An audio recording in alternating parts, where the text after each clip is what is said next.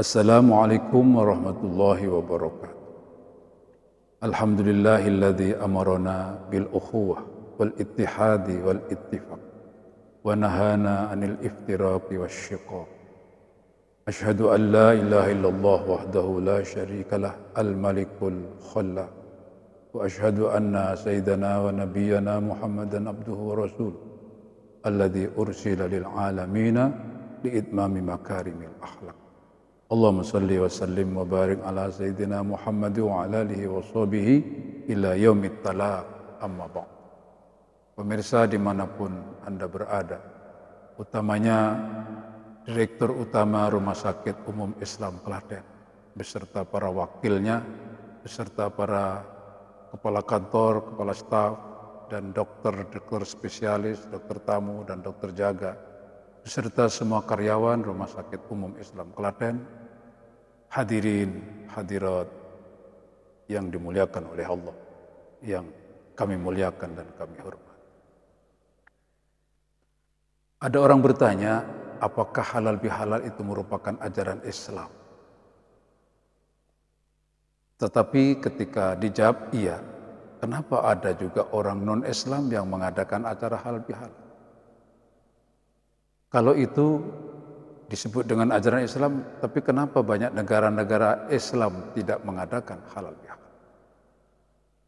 Maka untuk bisa menjawab pertanyaan tersebut, mari kita perhatikan sabda Nabi Muhammad SAW.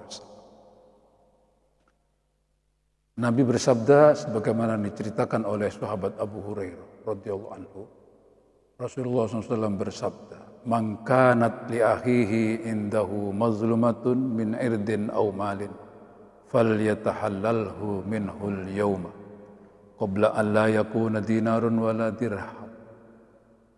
Yang artinya, barang siapa merasa punya dosa kepada saudara, baik dosa itu berupa materi, misalkan mengambil milik orang lain, meminjam tidak dikembalikan, dan berhutang tidak membayar, atau yang berupa non-materi seperti mencemarkan nama baik, mempermalukan, menjatuhkan harga diri seseorang.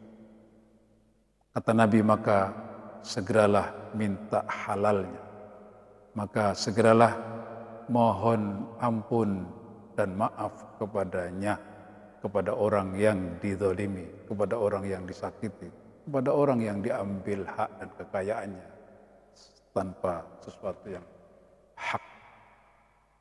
Qabla an la yakuna dinun wa dirham, sebelum tiba saatnya di mana emas dan perak sudah tidak lagi diperlukan. Pertanyaannya, kapan emas dan perak tidak diperlukan? Yaitu ketika datang kiamat.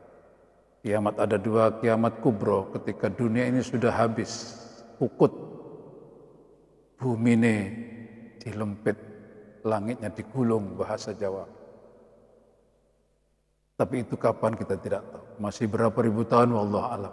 Allah yang maha tahu. Walaupun banyak tanda-tanda, dunia sudah tidak lama lagi, kiamat sudah dekat. Tetapi semuanya yang maha tahu adalah Allah Subhanahu.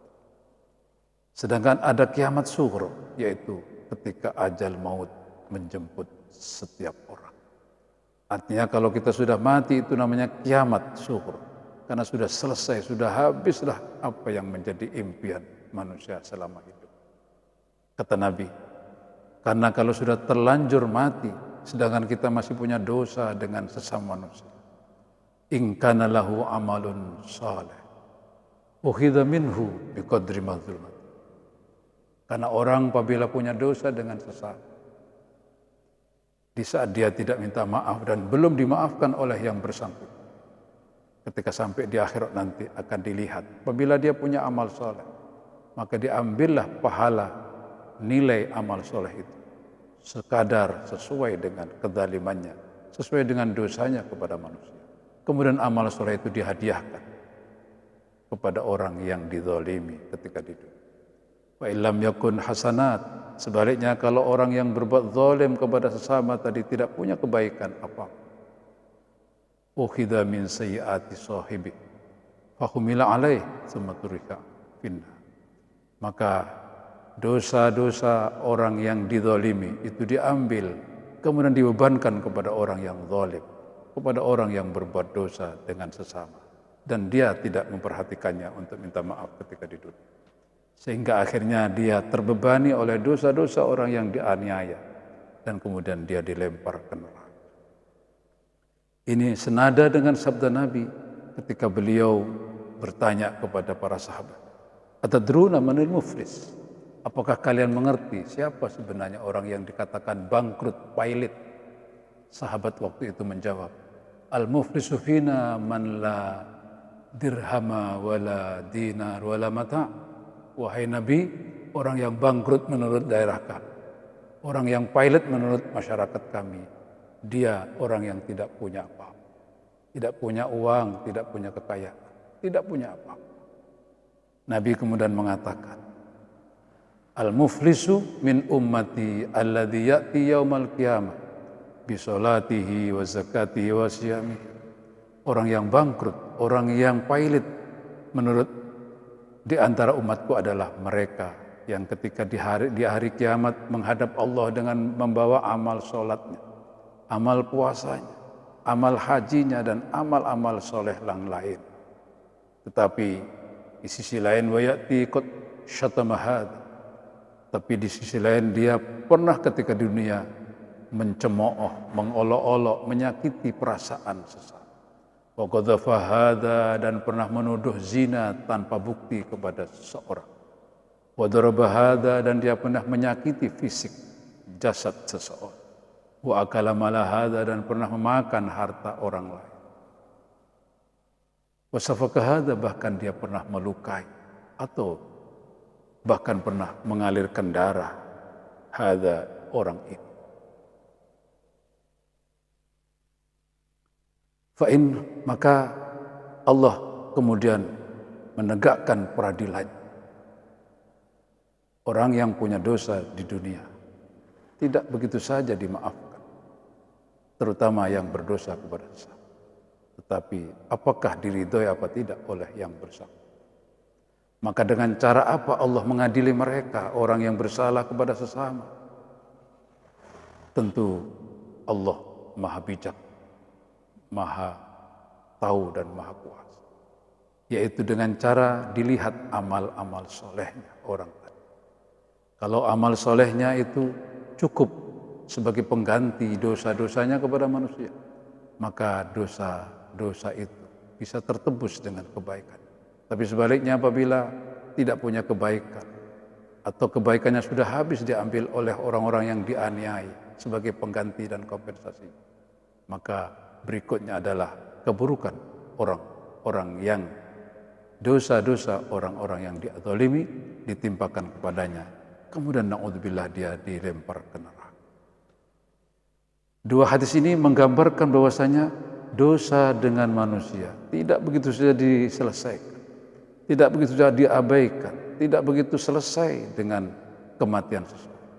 Tetap saja nanti di akhirat akan ditegakkan peradilan Tuhan. Dan itu tidak akan diampuni kecuali kalau mendapatkan ampunan dari yang bersangkutan yang diadzalimi. Dan apabila tidak dapat ampunan, tidak dimaafkan, maka sebagai pengganti amal solehnya, sebagai pengganti terhadap dosa-dosa. Dan apabila tidak ada lagi amal soleh baginya, maka dosa-dosa yang diadzalimi yang akan ditimpakan kepadanya. Itulah sebabnya sahabat Sufyan Tsauri mengatakan, "In laqitallaha ta'ala bi sab'ina dzamban fima bainaka wa bainallah ahwanu 'alaika min an talqahu bi dzambin wahidin." Artinya, apabila engkau menghadap Allah Subhanahu wa taala membawa dosa 70 dosa antara kamu dengan Allah, itu terasa lebih ringan dibanding dengan membawa dosa satu, dosa antara dirimu dengan sesama manusia.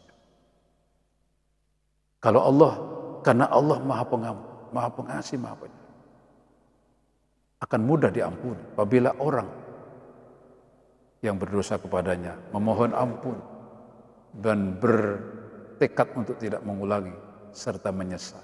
Allah akan ampuni seberapapun dosa. Tetapi kalau dosa dengan manusia, selama manusia yang dizalimi tidak berkenan mengampuni, tidak pernah akan diampuni dosa sampai di akhirat. kecuali dengan cara diambil kebaikannya sebagai pengganti, dan kalau tidak punya lagi pengganti amal soleh, maka dosa-dosa yang dizalimilah yang akan dibebankan kepadanya. Maka muncul budaya di Indonesia karena setelah Ramadan berakhir, di mana Allah Subhanahu wa taala dengan janjinya sebagaimana disampaikan oleh Nabi, man shoma ramadhana imanan wa ihtisaban ghufira lahu ma taqaddama min dzambi. Barang siapa yang berpuasa dengan dasar iman kepada Allah dan ikhlas semata-mata ingin mendapat ridhonya, maka diampuni dosa-dosa baik yang lalu maupun yang akan datang. Begitu pula apabila orang sholat tarawih di waktu Ramadan, man qama ramadhana imanan wa ihtisaban ghufira lahu ma taqaddama min dzambi. Barang siapa yang sholat malam di waktu Ramadan yang kita kenal dengan tarawih, maka Allah akan mengampuni dosanya apabila dengan niat karena Allah semata dan karena dasar iman. Maka sehubungan dengan dosa yang diampuni dengan dosa dengan Allah, maka dosa dengan sesama belum ikut terampun. Maka ada budaya, ada tradisi yang sangat bagus yang dikenal dengan sunnah hasanah, yaitu mengadakan acara halal bihalal, acara di mana saling memohon maaf dan memberi maaf. Memberi maaf karena ciri khas ahli surga adalah wal afina 'anil nas, orang yang suka maaf kesalahan. Dan kita butuh mendapatkan maaf karena tadi kalau tidak dimaafkan oleh manusia di dunia, tidak akan dibiarkan begitu saja nanti di akhirat. Semoga dengan niat kita berhalal bihalal, walaupun dengan cara yang seperti ini, tidak seperti biasanya kita mengadakan pertemuan dan saling berjabatan tangan, tapi setidaknya kita punya itikad baik. Kita mohon maaf kepada sesama, terutama kepada keluarga besar RSUI Klaten, dan kita juga berusaha untuk menjadi orang baik, memaafkan, tidak pernah mendendam, sehingga yang memberi maaf dapat pahala dari Allah, yang memohon maaf juga akan diampuni dosa-dosa. Semoga dengan kegiatan kita, walaupun melalui ceramah online ini, semoga Allah berkenan memaafkan dosa-dosa kita, antara kita, dan kita berkenan untuk juga berlapang dada memaafkan kesalahan-kesalahan sesama, lebih-lebih sesama keluarga besar Rumah Sakit Umum Islam. Semoga Allah mengampuni dosa kita dan kita menjadi ahli surga selama-lamanya tanpa harus transit di neraka. Amin. Mohon maaf dan semoga kita betul-betul bersih dari dosa setelah Ramadan selesai dan halal bihalal. Baik dosa kepada Allah maupun dosa dengan sesama. Amin.